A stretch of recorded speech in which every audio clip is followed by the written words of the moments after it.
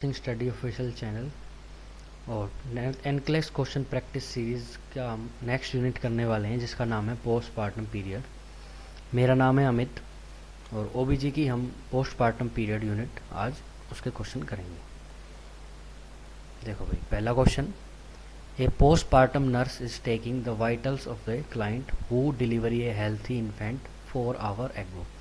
4 घंटे पहले एक हेल्थी इन्फेंट को मदर ने डिलीवर किया है। वाइटल साइन चेक कर रही हैं। The nurse note that the client temperature is 100.2 degree Fahrenheit.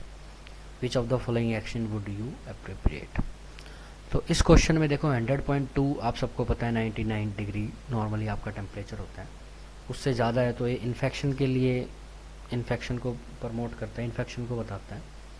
लेकिन यहाँ थोड़ा सा अलग है, थोड़ा सा समझना है आपको कि in the case of postpartum time के अंदर शुरू के 24 घंटे में फर्स्ट 24 आवर टेम्परेचर 100.4 तक नॉर्मल माना जाएगा।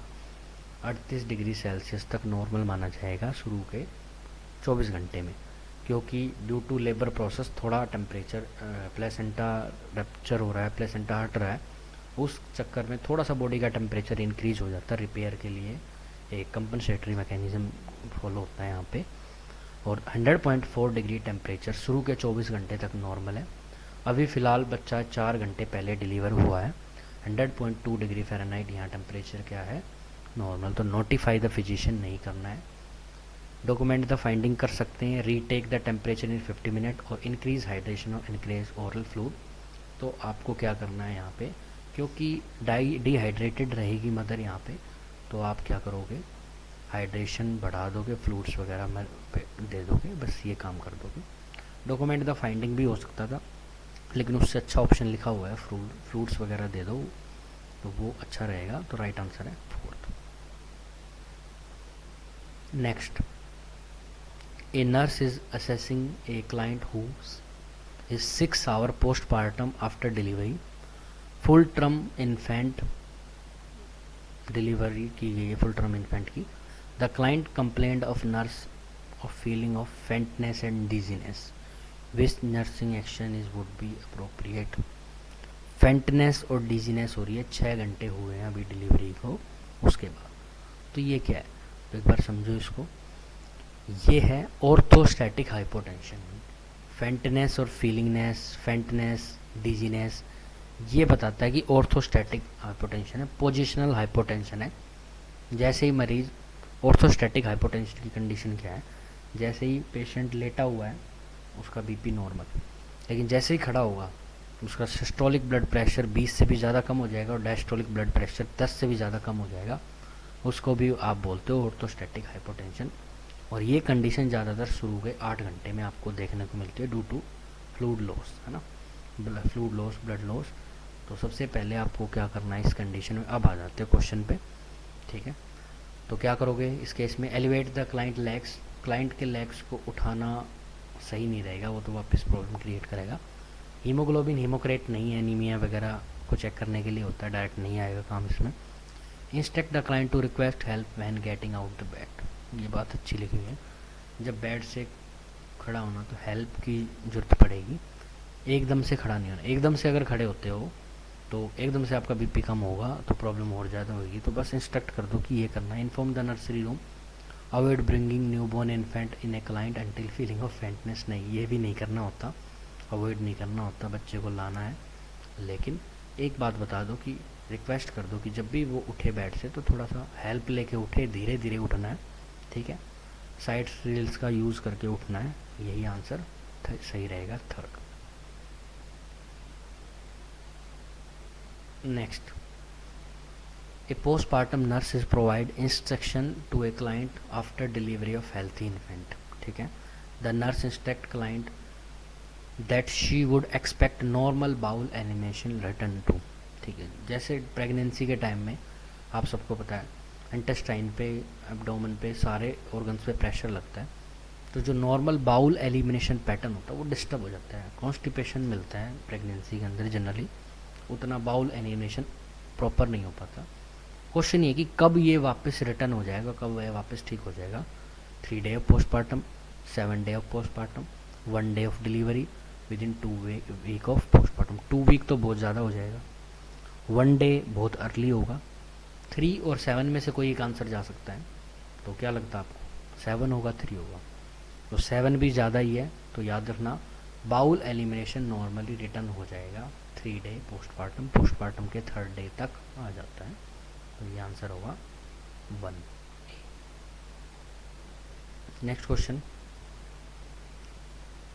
ए nurse is planning care of postmortem client who had vaginal delivery 2 hour ago, 2 घंटे पहले वेजाइनल डिलीवरी हुई है, and the client had midline episiotomy, ठीक है, एपिजेक्टोमी हुई है, पेरिनेम को कट किया है, and has severe सर्वल haemorrhoids, piles की भी दिक्कत है, हेमरोइड्स भी है, आपका प्रायोरिटी एक्शन क्या होगा? तो देखो हेमरोइड्स के केस में भी, एपिजेक्टोमी के केस में, दोनों ही केस में पेन ज़्यादा होता है, तो आपकी फर्स्ट प्रायोरिटी यहाँ पे पेन ही रहनी चाहिए। एपिजेक्टोमी हुआ है तो एक्यूट पेन है, आपकी फर्स्ट प्रायोरिटी यहाँ रहेगा और नहीं रहेगी। जस्ट अ बॉडी इमेज वो बाद में है, फर्स्ट पेन है, प्रायोरिटी पेन। यूरिन एलिमिनेशन की कोई दिक्कत नहीं है, रिस्क फॉर इम्बैलेंस फ्लूइड भी नहीं है, दिक्कत क्या है? बहुत ज़्यादा पेन है, आप सबसे पहले इसको ठीक करोगे क्योंकि दोनों ही कंडीशन पेनफुल होती है, हेमरोइड्स भी और एपिजेक्टोमी भी। तो राइट आंसर है 1। A nurse is monitoring amount of lochia drainage in a client who is 2 hour postmortem, ठीक है, 2 घंटे पहले डिलीवरी हुई है, लोचिया डिस्चार्ज हो रहा है। Note that the client has saturated perineal pad in 1 hour, पूरा तरीके से भीग गया है एक पैड 1 घंटे में, इसका मतलब किस टाइप की ब्लीडिंग है, किस टाइप का ब्लीड देखने को मिल रहा है, लोचियल का फ्लो क्या है? तो देखो लोचियल के फ्लो अलग अलग होते हैं। लोचिया मतलब डिस्चार्ज यूट्रस से, जो कि आपको डिलीवरी के बाद देखने को मिलता है, जिसमें प्लेसेंटल साइड से ब्लड लॉस होता है, कुछ debris of the placenta, decidua है, प्लेसेंटा तो नहीं मिलेगा, डेसिडुआ जो एंडोमेट्रियम है उसके कुछ पार्ट्स देखने को मिलते हैं, ब्लड मिलेगा, इसको बोलते हैं लोचिया। अब ये अलग अलग टाइप की ब्लीडिंग को अलग अलग नाम से जानते हैं। स्कैंटी ब्लीडिंग मतलब क्या है? पैड 2.5 सेंटीमीटर से कम सैचुरेट होगा, गीला होगा 1 घंटे में। 10 सेंटीमीटर से कम होगा लाइट ब्लीडिंग, 10 सेंटीमीटर कम होगा 1 घंटे में। मॉडरेट ब्लीडिंग 15 सेंटीमीटर से कम होगा, मॉडरेट ब्लीडिंग 1 घंटे में। हैवी ब्लीडिंग पूरा का पूरा सैचुरेटेड होगा 1 घंटे में, उसको बोलते हैं हैवी ब्लीडिंग। हमारे से यही तो पूछा गया था कि सैचुरेटेड है पेरिनियल पैड इन 1 आवर, 1 घंटे में पूरा का पूरा पैड सैचुरेट हो गया, पूरा गीला हो गया, तो उसको आप क्या बोलोगे, कौन सी ब्लीडिंग बोलोगे? तो उसको क्या बोलते हैं? Heavy bleeding. और अगर मेंस्ट्रुअल पैड सैचुरेटेड होगा 15 मिनट में, उसको बोलते हैं एक्सेसिव ब्लीडिंग। तो हमारा आंसर क्या रहेगा? हमारा आंसर रहेगा heavy bleeding, answer 3rd। Next question, a nurse is teaching A postmortem client about the breast feeding, ठीक है, ब्रेस्ट फीडिंग से क्वेश्चन है। विच of the following instruction should the nurse include, कौन सी बात इंक्लूड करेंगे ब्रेस्ट फीडिंग के दौरान? दो the diet should include additional fruits, तो क्या इंक्लूड करेंगे? विटामिन्स को डिसकंटिन्यू करेंगे, गलत लिखा हुआ है, डिसकंटिन्यू वर्ड गलत है यहाँ पे, हटाओ इसको। शॉप शुड भी, शॉप नेगेटिव वर्ड है, साबुन यूज़ नहीं करना होता क्योंकि ये क्रैक करता है, निप्पल को डैमेज करता है। बर्थ कंट्रोल मेजर, ये भी सही हो सकता है और फर्स्ट भी सही हो सकता है, ज़्यादा सही कौन सा है? तो फ्लूइड दे सकते हो, कोई प्रॉब्लम नहीं, एडिशनल फ्लूइड देना पड़ेगा, लेकिन birth control measure are unnecessary while breast feeding, ये कह रहा है बिल्कुल जरूरत नहीं है बर्थ कंट्रोल में, कॉन्ट्रासेप्टिव डिवाइस की बिल्कुल जरूरत नहीं है ब्रेस्ट फीडिंग के दौरान। तो भाई ऐसा है, ब्रेस्ट फीडिंग के दौरान प्रोलैक्टिन हार्मोन का लेवल बढ़ता है, जो कि एस्ट्रोजन प्रोजेस्टेरोन के लेवल को डिस्टर्ब करता है, जिस कारण मेंस्ट्रुअल साइकिल डिस्टर्ब होगी और फीमेल प्रेग्नेंट नहीं होती।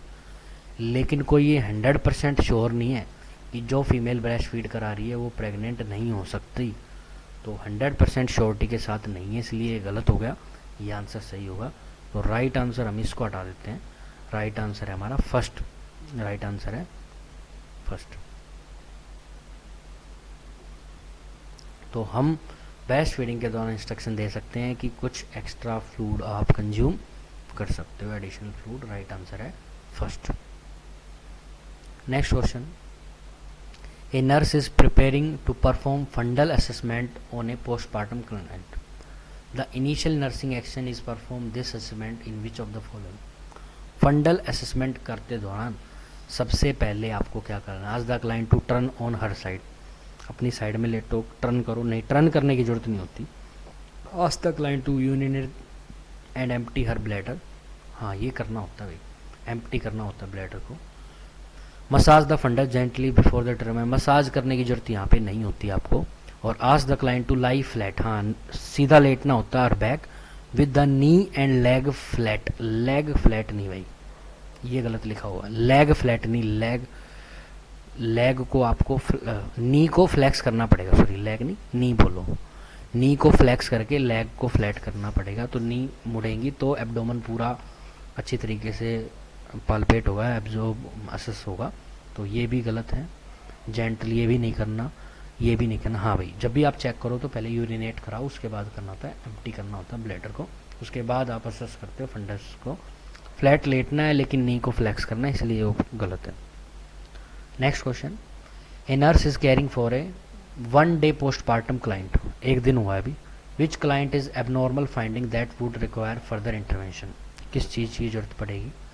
The client with mild after pain, तो पेन तो होता ही है भाई, पल्स रेट 60 नॉर्मल है, कोलेस्ट्रम डिस्चार्ज होता है ब्रेस्ट से बिल्कुल नॉर्मल है। द क्लाइंट विद लोचिया होता है, रेड कलर का होता है, हैज़ फाउल ऑर्डर, नहीं भाई गलत, फाउल ऑर्डर नहीं, फिशी स्मेल होती है।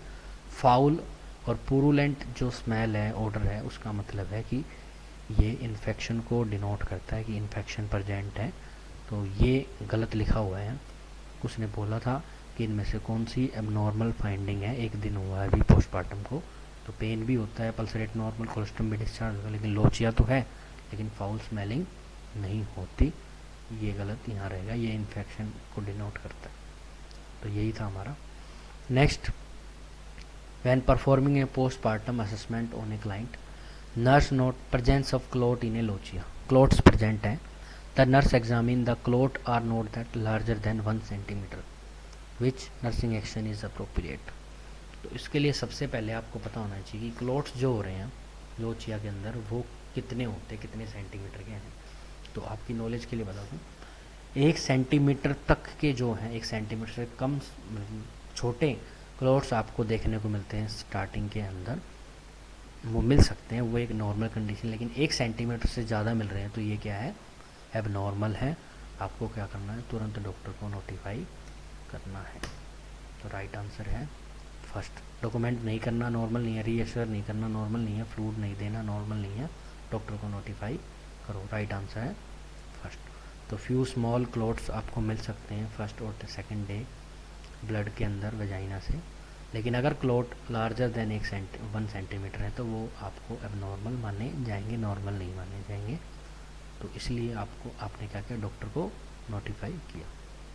तो यही थे हमारे आज के क्वेश्चंस, ठीक है। अगर आपको अच्छी लगी हमारी वीडियो, समझ में आई, तो लाइक करें, शेयर करें और सब्सक्राइब करें हमारे चैनल को। और अगर आपको इसकी PDF चाहिए तो हमारे व्हाट्सएप नंबर पे मैसेज करें, व्हाट्सएप नंबर आपको डिस्क्रिप्शन लिंक में मिल जाएगा, डिस्क्रिप्शन में उसका लिंक मिल जाएगा। Thank you very much.